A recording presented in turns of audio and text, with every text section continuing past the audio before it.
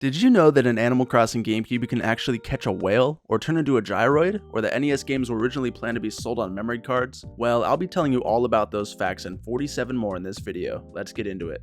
In New Leaf and New Horizons, if you turn on your TV at 3:33 AM, you'll be able to catch an extremely bizarre alien broadcast. In New Leaf, this only occurs on Sundays and Mondays, but in New Horizons, it only appears on Saturdays, making the event twice as rare.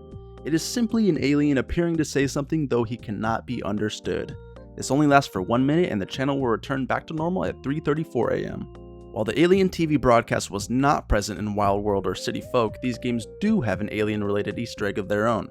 From time to time, you can see a UFO floating in the sky above you. You can shoot it out of the sky with your slingshot and make Gulliver come crashing down. You'll then be tasked with retrieving his missing UFO parts to help him get back into the sky ASAP.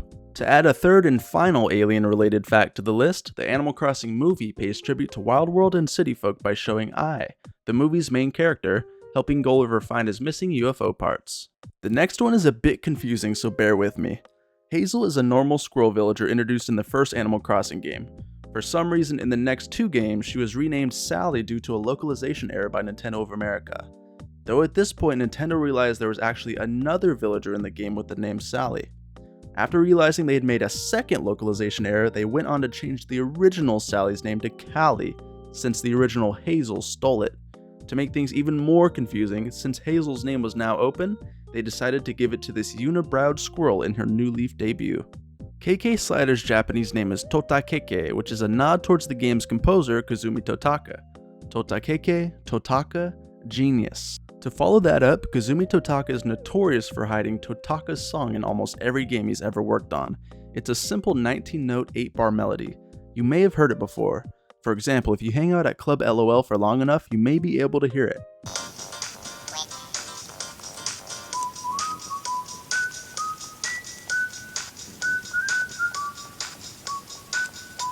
In Japan, Sahara and Gracie are males that speak in a feminine manner. Everywhere else, their genders were straight up changed to female.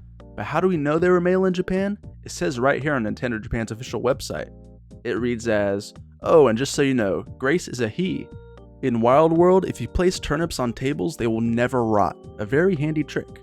To fully upgrade your house in New Leaf, it will cost you over 7 million bells, making it the most expensive full upgrade in the entire series. Animal Crossing is the only Nintendo series to feature full frontal nudity.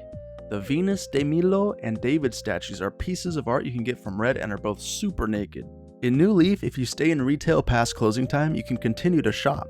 Compare this to Nooks, where you'll be kicked out immediately after closing time. In Animal Crossing GameCube, there's actually an extremely rare chance of seeing a whale in the ocean. This whale is actually just a super big fish sprite shadow and can only be seen when taking a trip to the island on Captain's boat. There is another way to see it, but it involves using a snowball glitch that will allow you to walk on water. This fish is uncatchable normally, but with the help of a cheat code you can catch it. Unfortunately, after catching it, the game's code just treats it as an arapaima. Sorry to all those whale hunters out there. In Dobutsu no Mori E+, which is the Japanese GameCube version of the game with some added features, if you hit the shop's front door after closing with your shovel 3 times in a row, the door will slowly open and allow you to enter. After entering, you can see a sleepy Tom Nook in his pajamas. This is the only time in the game where you can see him in this outfit, so it's pretty cool that they put it in knowing that only a small amount of players would ever see it. New Leaf's #1 dog. Isabelle isn't just named Isabelle for the heck of it. She literally is a bell. Like, her head looks like a bag of bells. I've always liked this one. Animal Crossing GameCube holds perhaps one of the series' most creepy secrets. If you visit another town via train and reset your GameCube while there, you will have the face of a gyroid the next time you load up your game. While this may seem like a glitch, it was actually put in by the developers on purpose. This isn't permanent, thankfully, and will revert back to normal next time you reboot your GameCube. While we're on the topic of gyroids, Coco's based on one. What is a gyroid, you may be wondering? Well, they're actually based off of haniwa, which are old Japanese sculptures that were buried with the dead. This makes the fact that you dig them up out of the ground a little concerning. This one isn't really a fact. In fact, it's pretty much been confirmed to be fake, but I still think it's pretty cool. There's supposedly a villager in Animal Crossing known as Brutus. He's a purple/black dog with a black shirt and glowing red eyes. Upon moving in, he would make the game crash, speak in glitched text, and do other creepy things. There's supposedly a screenshot of him, but it's basically a fake creepypasta. Pretty funny though. Have you seen Brutus? When Animal Crossing came out in Japan in 2001, there were plushies that you could get alongside it. Though you couldn't just walk into any store and buy them, you had to find a UFO claw machine and win them yourself. With a combination of the weird body shapes of the plushies, the low popularity of the game at the time considering its initial release, and the fact that those claw machines are just straight up rigged, not a ton of people ended up winning these. This resulted in each plush usually selling for hundreds of dollars on eBay. Bonus fact, I used to have a massive Animal Crossing plush collection, and at one point back in 2015, I actually had the largest documented Animal Crossing collection in the world. Sadly, I ended up selling everything. In New Horizons, during the last 10 minutes of Nook's Cranny being open, different music will start playing. This song is called Hotaru no Hikari, which translates to Glow of a Firefly. This is a reference to a Japanese custom in which stores will play soft, calming music at the end of the business day to usher customers out of the store. In New Horizons, after lighting a fountain firework, a used firework can be used to attract flies when dropped outdoors. This is useful if you're still trying to get a fly in your museum. In Animal Crossing GameCube, there can be a maximum of 15 villagers living in your town at any given time. This is the most out of any Animal Crossing game to date, with Wild World allowing 8 villagers and City Folk, New Leaf, and New Horizons allowing 10. In Animal Crossing GameCube, there were unique special events such as morning aerobics, sports fairs, and more. These were super cool and gave the game a ton of personality. Animal Crossing GameCube had balls. It had balls all over town. I wish they brought them back. The GameCube version also had NES games you could actually play inside your house. These were dope as hell. There are 15 playable games you can play without the use of a cheat device. These are Balloon Fight, Clu Clu Land, Donkey Kong Jr. Math, Excite Bike, Golf, Pinball, Tennis, Wario's Woods, Baseball, Soccer, Donkey Kong Jr., Donkey Kong 3, Clu Clu Land D, and Punch Out. If you use cheats, you can also access Mario Bros, Ice Climber, Super Mario Bros, and The Legend of Zelda. Nintendo probably never brought them back since they realized they could make a quick buck out of them on the eShop. After loading up Animal Crossing GameCube on your system, you can actually take it out and continue to play it like normal. This is because the game's file size is so small it can be loaded entirely onto the GameCube's RAM. This means you can theoretically use one disc to load the game onto you and all your friends' cubes at once. Think smarter, not harder. The idea of Animal Crossing came from creator Katsuya Eguchi's experience moving away from home. He describes the feeling of starting fresh and having to meet an all-new group of friends. This can be felt in the very beginning of the game where Rover describes how exciting and refreshing moving somewhere else can be. In the first game, there are a handful of Zelda references.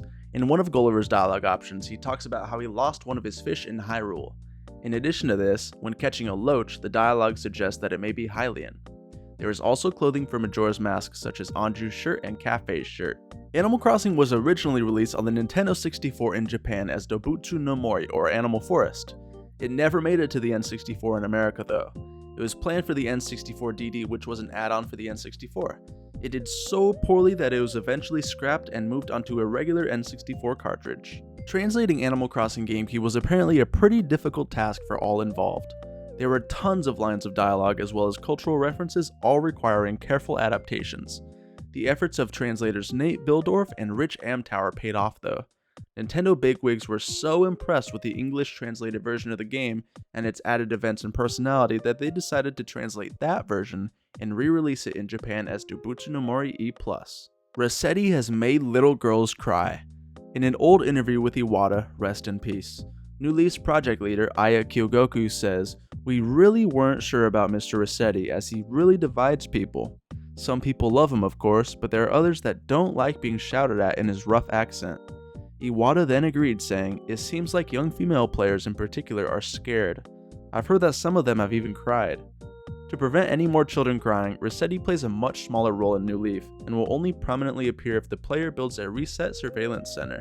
Animal Crossing GameCube is one of the best-selling GameCube games of all time. It sold 2.42 million copies and was the 6th best-selling game on the system. This is pretty impressive considering the relaxed nature of the game and how it had to compete against a bunch of other action-packed games that people seemed to favor at the time. Animal Crossing is known for its authentic real-life simulation elements. One of these that I feel doesn't get talked about a lot is the ability to get a tan. If you play during the summer for multiple days in a row or stand in the sun long enough, your skin will get a tan. There are 5 variants of this tan.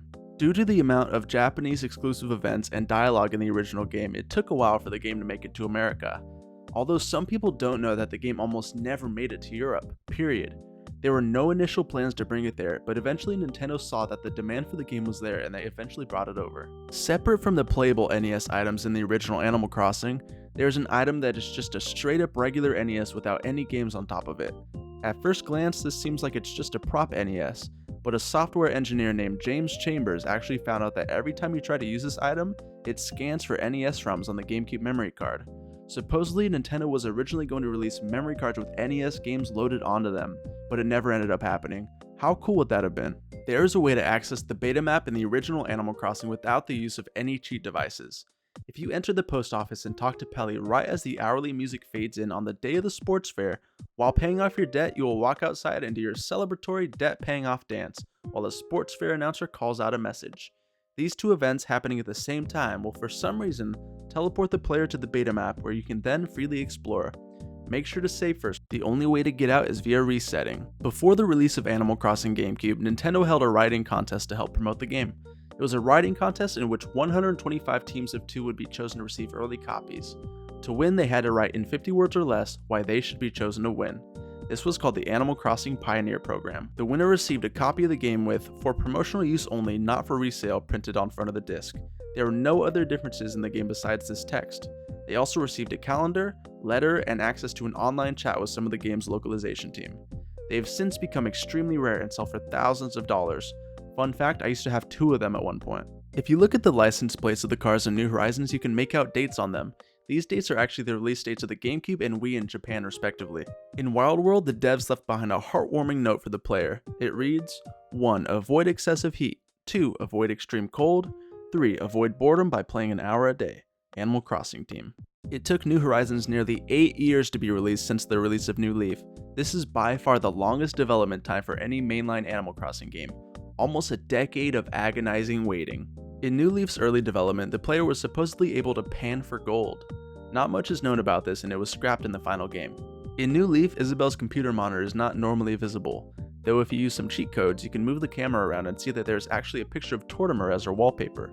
In Wild World, there exists an item that was used for pure evil. These were called seeds. Basically used by the game to spawn buildings, landscape features, etc., they aren't normally obtainable, though some players use cheat devices to get these seeds and customize their own town. Some evil players will travel to other towns and spawn buildings, preventing them from reaching certain places, or spawning so many that their game would just crash every time they opened it. This would oftentimes force them to delete their town and restart it. Complete and utter troll behavior, but honestly, I respect it. Animal Crossing is featured in WarioWare Smooth Moves. In this classic Wii game, there's a minigame in which you control a villager from Wild World and try to catch a fish in the river. There was originally an Animal Crossing sequel planned for the GameCube. This eventually turned into Wild World on the DS, as they wanted to utilize the DS's 2 screens and touchscreen, but it would have been really cool to see what a sequel would have looked like on the GameCube. There were a handful of special seasonal Animal Crossing Wild World systems given out as prizes. There was one for spring, fall, winter, and I'd imagine summer, though I can't find a picture of it. Supposedly one was given out in a giveaway, one to a Nintendo employee as a gift, and another was picked randomly after a trivia game. These designs are super cool and I'd love to see what kind of crazy prices they sell for. There's an 88-year-old grandmother who went viral a few years ago for having 3,500 hours playtime in New Leaf. In New Horizons, the game actually paid tribute to her by naming one of the villagers Audie, which was the grandmother's mare name. In New Leaf, Isabelle originally had no name at all. The developers called her Secretary as a placeholder. They ended up calling her Shitsue in Japan, which is a reference to her being a Shih Tzu. Isabelle in America because she looks like a bag of bells, and Fufi in Italy, which is a nickname for dogs. Luna has an interesting birthday. Her birthday is on Leap Day, February 29th. This means she technically only celebrates her birthday every 4 years. Weird. And that was 50 Animal Crossing facts you probably didn't know. If you guys liked the video, please subscribe, it helps me out a ton. Thanks for watching, peace out.